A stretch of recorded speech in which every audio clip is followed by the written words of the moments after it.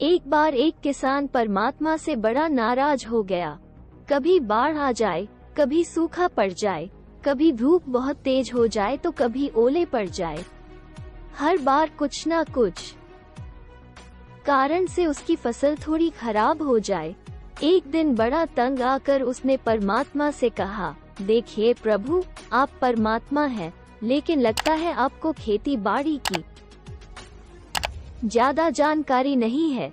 एक प्रार्थना है कि एक साल मुझे मौका दीजिए, जैसा मैं चाहूँ वैसा मौसम हो, फिर आप देखना मैं कैसे अन्न के भंडार भर दूंगा।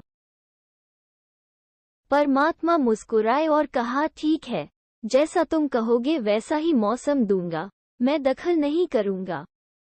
किसान ने गेहूं की फसल बोई, जब धूप चाही तब धूप मिली, जब पानी तब पानी, तेज धूप, ओले, बाढ़, आंधी तो उसने आने ही नहीं दी। समय के साथ फसल बढ़ी और किसान की खुशी भी, क्योंकि ऐसी फसल तो आज तक नहीं हुई थी।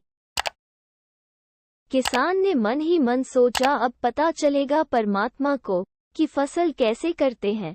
बेकार ही इतने बरस हम किसानों को परेशान करते रहे। फसल काटने का समय भी आया।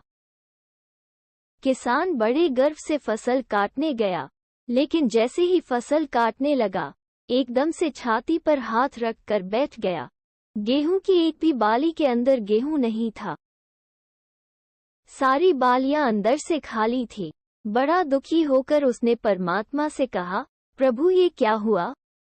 तब परमात्मा बोले, ये तो होना ही था, तुमने पौधों को संघर्ष का जरा सा भी मौका नहीं दिया। ना तेज धूप में उनको तपने दिया, न आंधी ओलों से जूझने दिया, उनको किसी प्रकार की चुनौती का एहसास जरा भी नहीं होने दिया। इसीलिए सब पौधे खोखले रह गए। जब आंधी आती है, तेज बारिश होती है, ओले गिरते हैं, तब पौधा अपने बल से ही खड़ा रहता है। वो अपना अस्तित्व बचाने का संघर्ष करता है और इस संघर्ष से जो बल पैदा होता है वो ही उसे शक्ति देता है, ऊर्जा देता है, उसकी जीवटता को उभारता है। सोने को भी कुंदन बनने के लिए आग में तपने, हथौड़ी से पिटने, गलने जैसी चुनौतियों से गुजरना पड़ता है, तभी उसकी स्वर्णिम आभा उभरती है, उसे अनमोल बनाती है। उसी तरह जिंदगी में भी अगर संघर्ष ना हो, चुनौती ना हो तो आदमी खोखला ही रह जाता है, उसके अंदर कोई गुण नहीं आ पाता।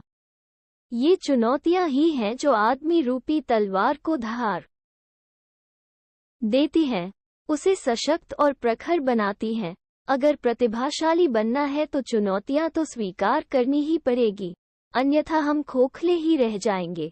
अगर जिंदगी में प्रखर बनना है, प्रतिभाशाली बनना है, तो संघर्ष और चुनौतियों का सामना तो करना ही पड़ेगा।